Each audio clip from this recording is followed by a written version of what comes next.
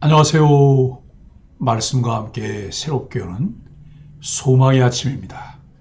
기도의 사람 E.M. 바운즈는 우리는 오늘 하나님을 믿고 내일 일을 전적으로 그분께 맡겨야 한다라고 이야기합니다.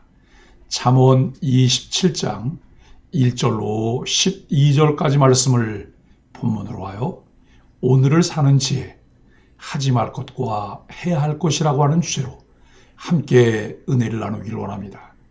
우리는 하루를 시작하면서 많은 계획을 세웁니다. 하지만 내일을 장담할 수 없는 것이 인간의 한계입니다. 지난 본문 잠언 26장 13절로 28절에서는 게으른 자, 다툼을 일으키는 자, 그리고 위선자를 피하라는 가르침이 있었습니다. 오늘 본문에서는 그러한 미련한 자들과 대비되는 지혜로운 사람의 삶의 방식을 보여줍니다. 우리는 무엇을 하지 말아야 하며 무엇을 해야 할까요? 이 질문은 단순해 보이지만 삶에서 가장 중요한 질문입니다. 잠언 기자는 헛된 자랑을 피하고 분노와 질투를 다스리며 신뢰할 수 있는 관계를 유지하는 것이 지혜로운 삶이라고 가르칩니다.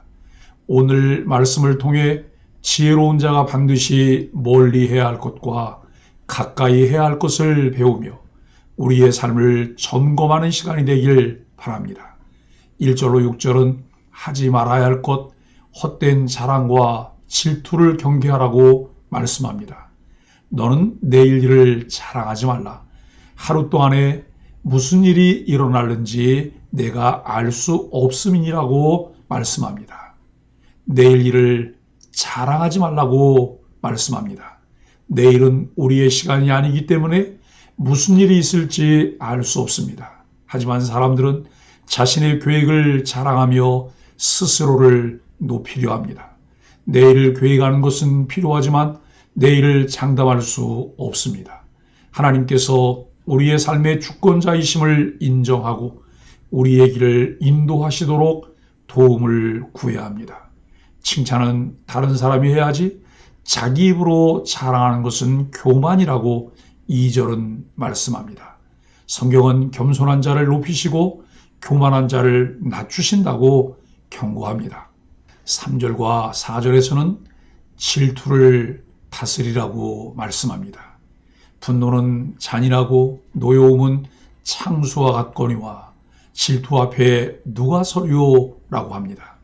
질투는 분노보다 더 파괴적입니다. 분노는 순간적이지만 질투는 지속적으로 사람을 해칩니다. 질투는 관계를 망가뜨립니다. 질투는 하나님께서 주신 은혜를 보지 못하게 만들며 비교와 경쟁 속에서 마음을 병들게 합니다.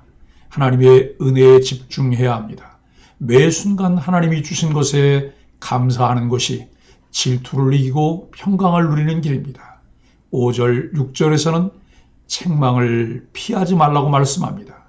숨은 사랑보다 면책이 나으니라고 5절이 말씀합니다. 상대의 허물을 지적하며 책망하는 것은 매우 어려운 일이나 진정한 사랑은 책망할 줄 압니다. 친구가 나를 진실하게 책망하는 것은 상처가 될지라도 유익합니다. 겉과 속이 다른 친절한 사람을 조심해야 합니다. 원수의 입맞춤은 속임수입니다. 사람들은 듣기 좋은 말을 하지만 진정한 친구는 올바른 길로 인도하는 말을 합니다. 지혜로운 사람은 자랑을 멀리하고 질투를 다스리며 진실한 친구의 조언을 받아들이는 사람입니다. 하나님 앞에서 겸손하고 자기 자랑을 버리며 진리의 말씀을 듣는 태도가 중요합니다. 7절로 12절은 해야 할 것, 지혜롭게 관계를 맺고 상황을 분별하라고 말씀합니다. 슬기로운 자는 재앙을 보면 숨지만 어리석은 자는 나아가다가 해를 받느니라고 말씀합니다. 7절과 8절에서 자신의 상황을 바르게 이해하라고 합니다. 현재의 상태를 파악하라고 말씀합니다. 배부른 자는 꿀도 싫어하지만 배고픈 자는 쓴 것도 달게 먹습니다. 사람들은 자신의 필요에 따라 사물을 다르게 평가합니다.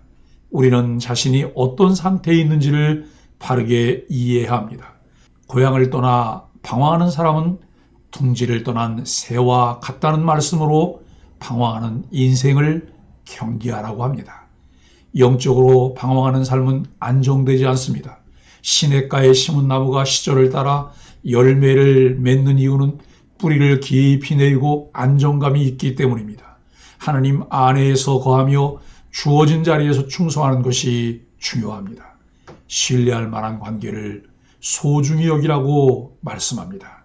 기름과 향이 마음을 즐겁게 하듯 친구의 권고도 그러하다는 말씀은 진실한 친구의 조언을 귀하게 여기라는 말씀입니다.